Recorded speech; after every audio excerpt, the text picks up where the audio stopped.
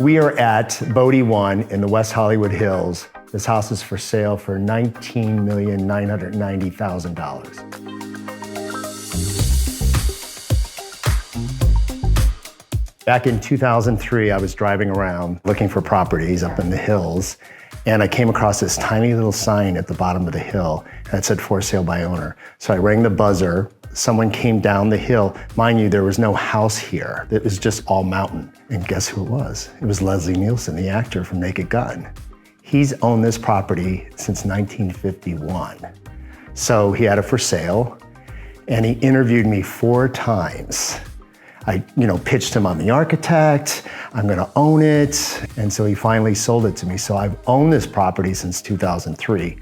And then I started building this house over 8 years ago. It took 2 years to get through the city permit process, and then it took 6.5 years to build full-time construction. The house is a new construction property, built in the last few years. It comprises 10,000 square feet, 5 bedrooms, 8 bathrooms, sitting on an acre, which is accessed through gates and up a very long private driveway. Once the gates open, you're taking up an incredibly long driveway that takes you to the house. The moment you get to the house, you're faced with the view of the entire city below. The house has tons of living space, 3 separate living rooms, a media room, separate dining room with a wine wall. It's got another living room downstairs that leads onto the pool, 1 office, which you see behind me, an incredible outdoor space on 2 levels.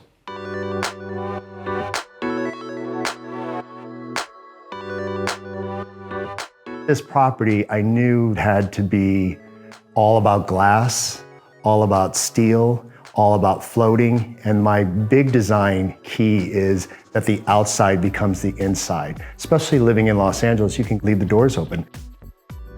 Favorite parts of my house, I would say there are many of them. So definitely the bar and lounge, because that's where everybody congregates. And it's just fun to see people mixing in the space I created.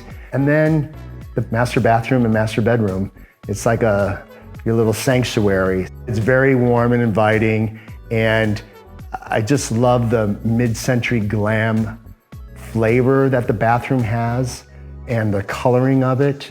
And then of course, walking into the master closet with a double mezzanine, which I've never seen before. So that really throws people and think, oh my gosh, that's a place I would want to hang my clothes.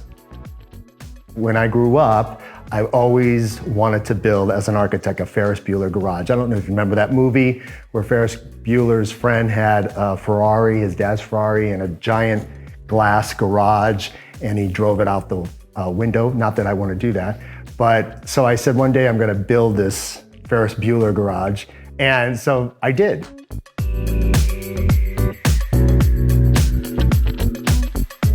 The exterior of the house had mid-century flavors to it. So the soffits, the overhangs, I call them eyebrows. Putting the stainless steel on those eyebrows, I think gives it hyper awareness of the line of the house coming across. Also, when you come into the front entry, there's almost this aircraft type monolith that pulls you from the outside in and then goes all the way through the house and hangs over the pool. That piece just is really architecturally significant because it also matches some of the elements of steel that I've used through the house. And I think it also gives you a sense of the elevation that's pulling you at an angle linear to what the city is doing.